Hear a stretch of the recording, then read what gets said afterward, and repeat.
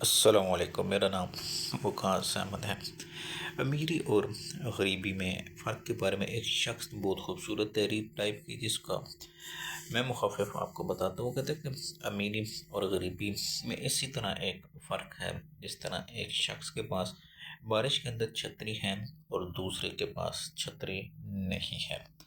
یہ کہتے ہیں کہ دیکھیں، جو بارش میں ایک بندہ جس کے پاس چھتری ہے، وہ کیا ہوگا، وہ جو بارش کا مسئلہ تھا اس کے اوپر پڑنے سے تو وہ بچ جائے گا۔ دوسرا جو بندہ تھا جس کے پاس چھتری نہیں تھی، وہ بھیگ جائے گا۔ اس میں ایک چیز وہ کہتے ہیں کہ بہت زیادہ واضح ہو جاتی ہے کہ امیر آدمی کو بھی مسائل ہوتے ہیں، لیکن پیسے کی چادر میں وہ مسائل سمٹ جاتے ہیں۔ اسی طرح غریب آدمی کے مسائل ہوتے ہیں، لیکن اس کے پاس وسائل کم ہوتے ہیں، جس کی وجہ سے اس کے مسئلے کو ساری دنیا دیکھتی ہے۔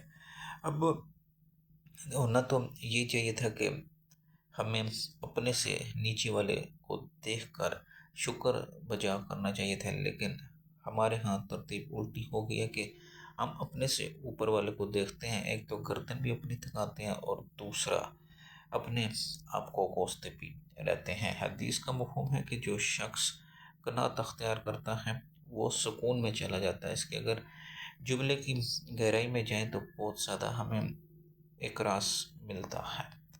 دیکھیں، جب بھی کوئی شخص اپنے سے زیادہ نعمتوں والے کو دیکھے گا تو اس کے اندر آٹومیٹیکلی ناشکری اور حسد پیدا ہوگا، لیکن اپنے سے نیچے والے کو جب دیکھے گا تو اس کے اندر شکر پیدا ہوگا۔